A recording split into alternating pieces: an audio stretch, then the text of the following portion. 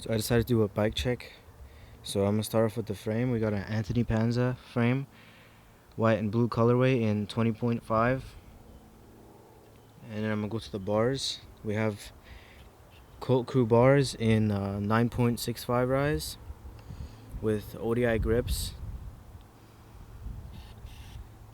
And then we have a Colt Salvation stem V3 with a Colt headset.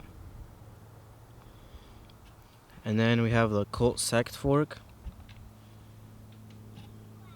with two Primo pegs in the front, and then Colt fast and loose tire. And for the wheel, I have a FA hub to NV rim. And then for the cranks, I have Colt Crew cranks in 1.65 millimeters, and I have the Colt pedals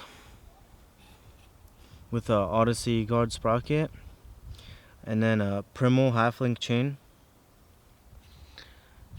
And then I have a Colt seat post, 130 millimeter, with a Colt van seat,